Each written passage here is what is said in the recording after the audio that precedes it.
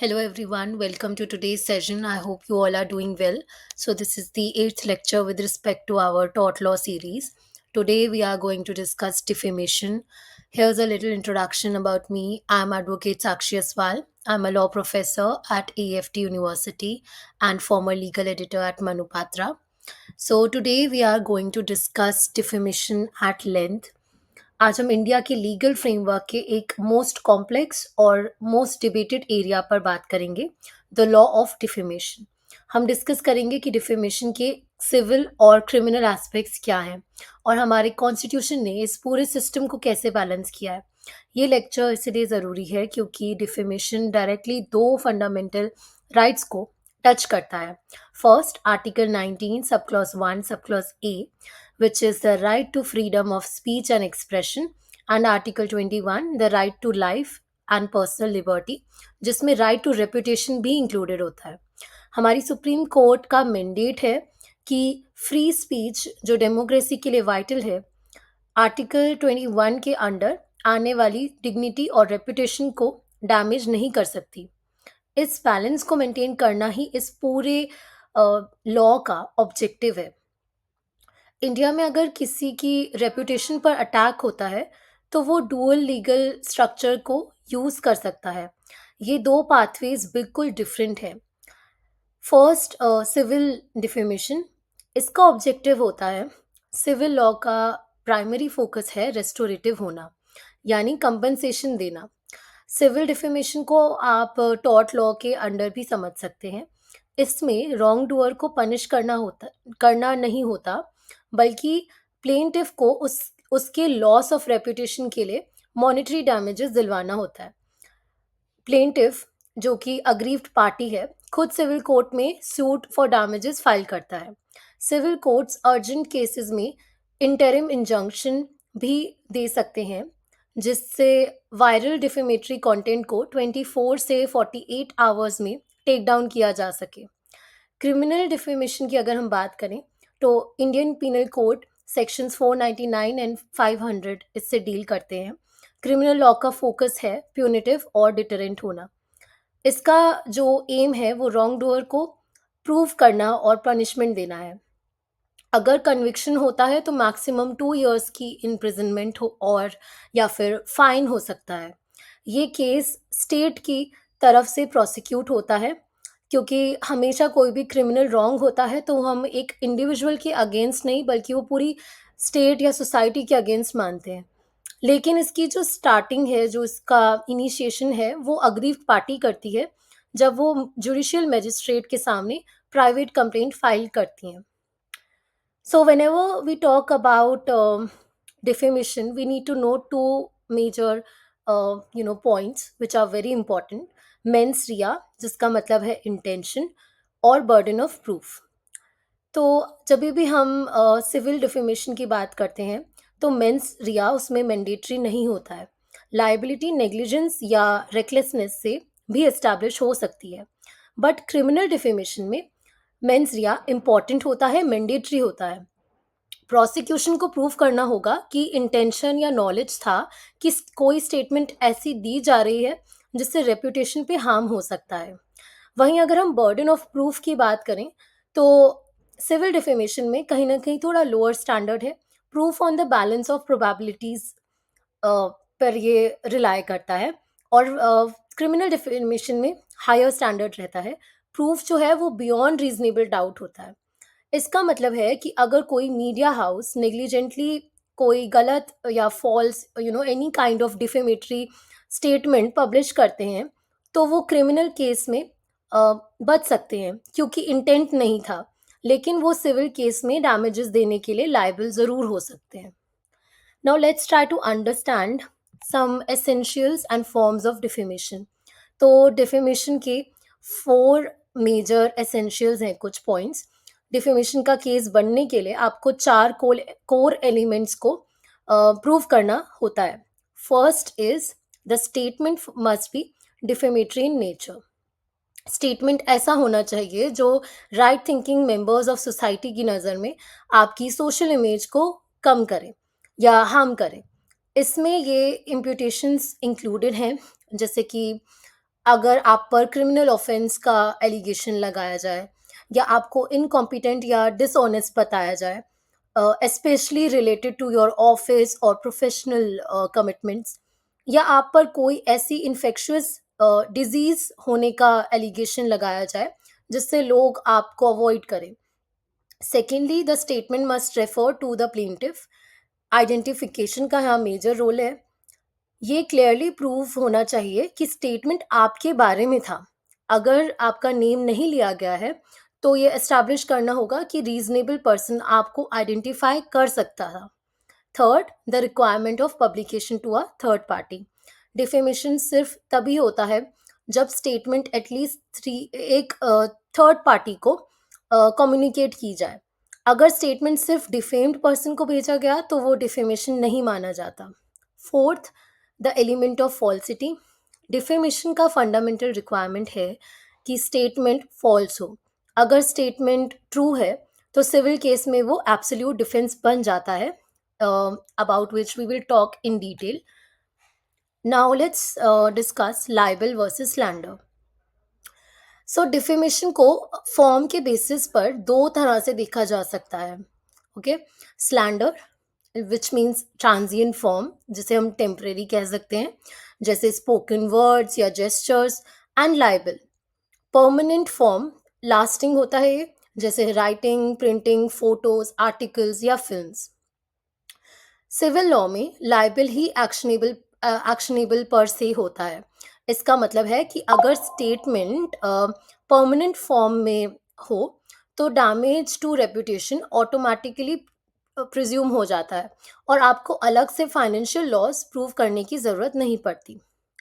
आज के digital age में ऑनलाइन कंटेंट, चाहे वो सोशल मीडिया पोस्ट हो, ब्लॉग हो या आर्टिकल हो, उसे जनरली लाइबल ही माना जाता है क्योंकि ये विजुअली डिपिक्टेड और प्रिजर्वेबल होता है। इसीलिए ऑनलाइन डिफेमेशन के ज़्यादातर केसेस एक्शनेबल पर से होते हैं। अगर आप पर डिफेमेशन का केस होता है तो आप कुछ डिफेंसेस भी ले सकते हो। So I hope over here till here you are clear about all the things we have discussed. We have discussed libel and slander. हमने essentials भी पढ़े हैं defamation के, false statement, publication, injury to reputation. Now let's try to understand the defenses. पहला defenses होता है justification by truth. जैसा कि हमने देखा, ट्रूथ का डिफेंस सिविल और क्रिमिनल केस में अलग अलग स्टैंडर्ड से चलता है। सिविल डिफेमेशन में यहाँ ट्रूथ एक एब्सोल्यूट डिफेंस है अगर डिफेंडेंट प्रूव कर देता है कि स्टेटमेंट फैक्चुअली करेक्ट था, तो केस फेल हो जाता है। क्रिमिनल डिफेमेशन यहाँ सिर्फ ट्रूथ काफ़ी नहीं है, आपको टू कंडीशंस प्रूव करनी होगी। पहली कि स्टेटमेंट ट्रू है और दूसरी इट वाज मेड और published for the public good.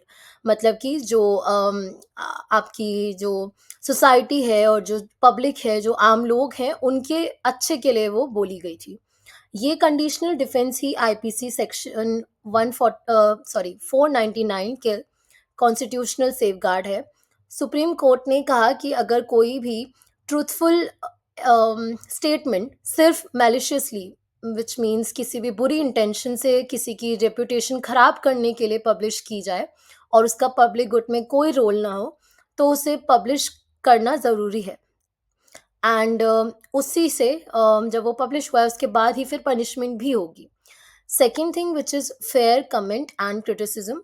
ये डिफेंस रोबस्ट पब्लिक डिस्कशन के लिए बहुत एसेंशियल है। ये डिफेंस तभी अप्लाई होता है जब स्टेटमेंट एक्सप्रेशन ऑफ ओपिनियन हो, ना कि assertion of false fact. Secondly, comment fair हो और ऑनेस्ट हो without any kind of malice. And third, जो ये मैटर है वो पब्लिक इंटरेस्ट से जुड़ा हो। पब्लिक ऑफिशियल्स और पॉलिटिशियंस की क्रिटिसिज्म का स्कोप यहाँ पर वाइडर होता है, लेकिन ये एब्सोल्यूट राइट नहीं है कि आप फॉल्स या मैलिशियस बात करें। इसमें एग्जांपल हम ले सकते हैं, लाइक जब भी कोई मूवी या फिर फिल्म्स रिलीज होती हैं तो मूवी क्रिटिक्स अपना ओपिनियन देते हैं and they talk about it कि उनको किसी एक्टर की एक्टिंग स्किल्स किसी मूवी में अप टू द मार्क नहीं लगी, तो उसे हम डिफेमेशन नहीं कहते हैं, because they are simply sharing their opinion about the actor. and related to their skill, right? Then third thing, which is very important defense over here, privilege. Privilege कुछ खास ओकेजन्स या कंटेक्स्ट में immunity देता है क्योंकि वहाँ public interest ज़्यादा important होता है. First is absolute privilege.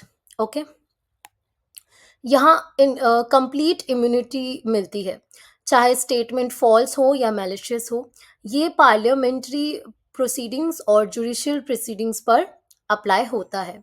IPC का फोर्थ एक्सेप्शन कोर्ट प्रोसीडिंग की ट्रू रिपोर्ट पब्लिश करने की कहीं ना कहीं वी कैन से दैट जो परमिशन है वो देता है. Then let's try to understand qualified privilege. Qualified privilege ये एक कंडीशनल इम्यूनिटी है. इसमें डिफेंडेंट को प्रूव करना होता है कि उसने स्टेटमेंट गुड फेथ में और विदाउट मैलिस दिया था, जैसे कि किसी लीगल या मॉरल ड्यूटी को पूरा करते वक्त, जैसे किसी सीनियर ऑफिसर को सबऑर्डिनेट के बारे में गुड फेथ में रिपोर्ट करना. सो इंडिया में डिफेमेशन की अंडरस्टैंडिंग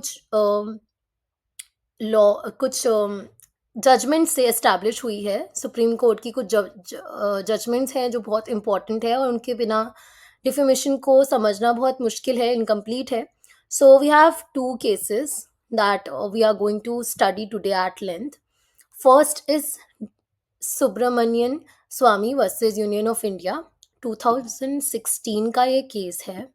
ओके, एंड इन दो बेसिकली इन दोनों केसेस में आपको क्लैरिटी मिलेगी कि कैसे डिफेमेशन की जो मैटर्स हैं वो डील होते हैं in the context of criminal as well as civil.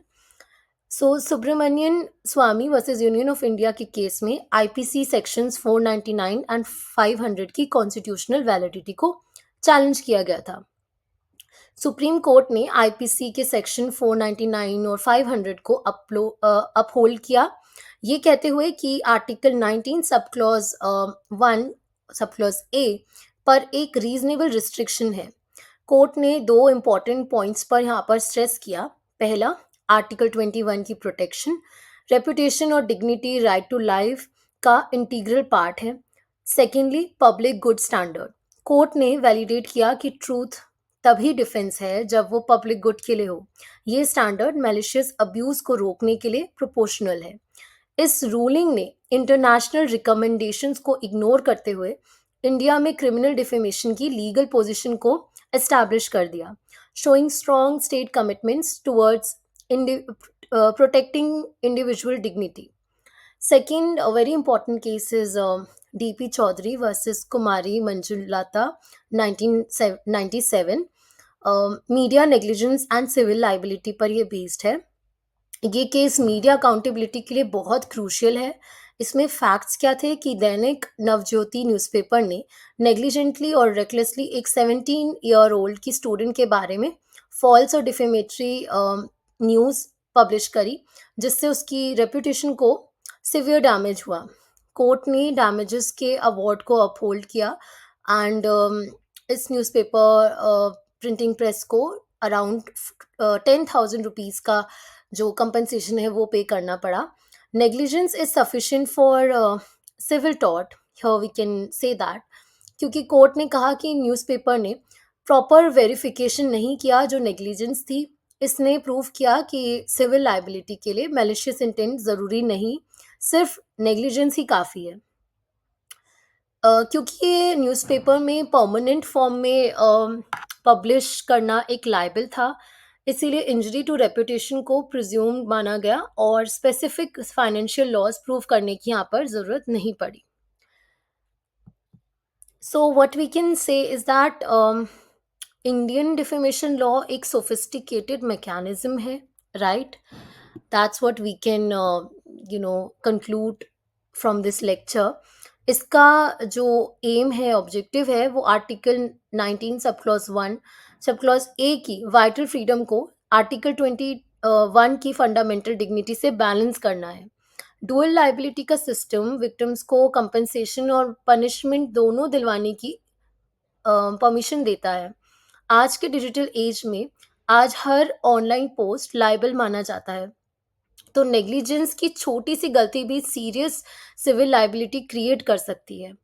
Subramanian स्वामी के डिसीजन ने ये क्लियरली एस्टैब्लिश कर दिया है कि फ्री स्पीच की फ्रीडम का यूज एथिकल और लीगल बाउंड्रीज के अंदर ही करना होगा, क्योंकि राइट टू रेपुटेशन कोई माइनर रिस्पॉन्सिबिलिटी नहीं है बल्कि राइट टू लाइफ का पार्ट है.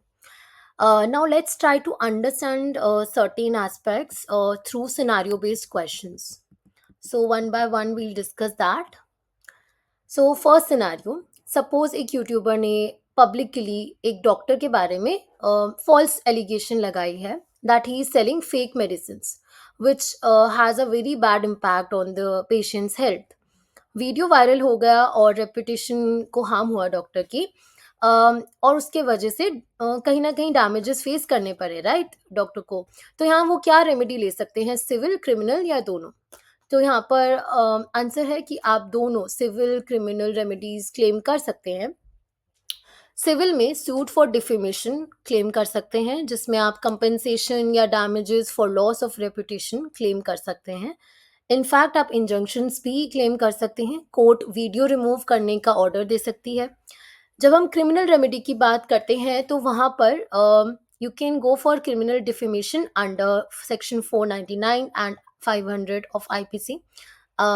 Punishment up to 2 years plus fine. Of course, now we have new criminal laws, but इस केसेस को जो हमने डील किया है वो पहले के हैं, so I am talking to you with reference to that.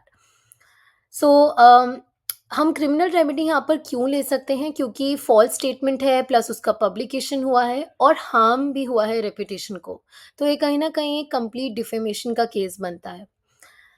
Freedom of speech article 19 sub clause 1 sub clause A का लिमिटेशन है. State can impose restrictions for defamation, public order, morality etcetera.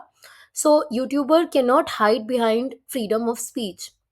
So YouTubers के लिए बहुत important है कि वो समझे कि फ्रीडम ऑफ स्पीच उनके पास है, but that the same time they can not ignore the boundaries. Second situation समझते हैं. सपोज एक जर्नलिस्ट करप्शन एक्सपोज करता है through a story, okay, and वो पब्लिश होती है. स्टोरी ट्रू है but he can not prove कि वो पब्लिक गुड के लिए है. तो क्या यहाँ पर सिर्फ ट्रूथ पर रिप्लाई करके उस जर्नलिस्ट को प्रोटेक्शन मिल सकती है अंडर सेक्शन 499? आप अपने जो आंसर्स हैं और आपके डाउट्स हैं वो कमेंट्स में लिख सकते हैं. सो यहाँ पर आंसर है no, truth alone is not a defence under section 499 of IPC. Truth plus public good दोनों प्रूव करना कंपलसरी है. सेक्शन 499 का एक एक्सेप्शन है that it is not defamation if the statement is true and it is for the good of public. So if the truth gets proved but public good के लिए वो है वो प्रूव नहीं हुआ, तो भी क्रिमिनल डिफेमेशन एप्लीकेबल है. जर्नलिस्ट का right to free speech protected है but subject to reasonable restrictions like defamation. Court examine करेंगे इंटेंट को, पर्पस को और पब्लिक बेनिफिट को. अगर जर्नलिस्ट की इन्वेस्टिगेशन केयरलेस है और उसके बाद उन्होंने वो पब्लिश किया है विदाउट ड्यू वेरिफिकेशन, तो लाइबिलिटी स्ट्रॉन्गर हो जाती है. So we discussed lot of important cases like DP Chaudhary versus Kumari Manjulata 1997 का केस. सो बेसिकली इसके बारे में मैंने बताया कि 17-year-old की रेपुटेशन स्टेक पे थी कहीं ना कहीं, क्योंकि उनकी फॉल्स न्यूज़ पब्लिश हुई जिसकी वजह से severe mental distress, social insult और फैमिली ह्यूमिलिएशन फेस करना पड़ा. लॉस ऑफ रेपुटेशन हुआ सोसाइटी में. सो यहाँ पर क्या मेन इशू थे कि क्या न्यूज़ डिफेमेटरी थी, क्या डिफेंडेंट्स नेग्लिजेंट थे with respect to the verification duty. तो यहाँ पर कोर्ट ने, राजस्थान हाई कोर्ट ने काफ़ी इम्पोर्टेंट डिसीजंस लिए. Under defamation law, defamatory statements are presume to be false. Burden of proof defendant पर डिपेंड होता है to prove the truth, but they failed. इस केस में डिफेंडेंट्स कौन थे? Editors, publisher and printer of daily Hindi newspaper Dainik Navjyoti. तो verification claim through आफ्टरथॉट निकला, court ने अनरिलायबल माना। मैलिशियस इंटेंट प्रूव करना नेसेसरी नहीं है। कोर्ट ने कहा कि a person is presume to intend natural consequences of his act. मतलब कि अगर आप डिफेमेटरी वर्ड्स पब्लिश करते हो, कॉन्सिक्वेंसेस प्रिडिक्ट कर सकते हो, सो इंटेंशन यहाँ पर प्रिज्यूम्ड है। Especially for a young woman in Indian social context, marriage prospects get affected, which is a serious harm. So यहाँ पर अपील जो है वो डिसमिस हुई थी और ₹10,000 का कंपनसेशन देना पड़ा था. So again, in the case of Subramanian Swamy versus Union of India, we saw this thing that court ने बहुत ही ज़्यादा इम्पॉर्टेंट स्टेटमेंट दी कि right to freedom of speech is not absolute, उसका बैलेंस होना चाहिए राइट टू रेपुटेशन के साथ। रेपुटेशन का मतलब है कि वो एक बहुत ही ज़्यादा इम्पॉर्टेंट ह्यूमन वैल्यू है without which dignity can not exist.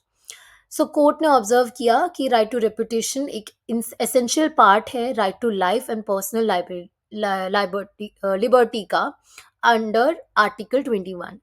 So freedom of speech and right to reputation दोनों फंडामेंटल राइट्स हैं एंड इनके बीच में बैलेंस होना बहुत ज़्यादा ज़रूरी है। आर्टिकल 19 सब क्लोज 2 अलाउ करता है कुछ रीजनेबल रिस्ट्रिक्शंस ऑन स्पीच, जैसे कि defamation, public order, morality, security of state.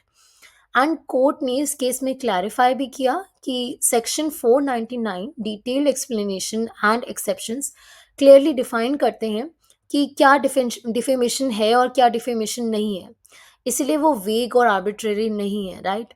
So what we can say is that criminal defamation laws are valid and enforceable. Freedom of speech जो है उसे responsibly exercise करना चाहिए and right to reputation part है article 21 के fundamental rights का। So I hope this lecture was pretty clear and it was helpful to you all. If you have any doubts, feel free to reach out in the comments section below. Like, share, and subscribe to our YouTube channel, Legal Vidya. Thank you.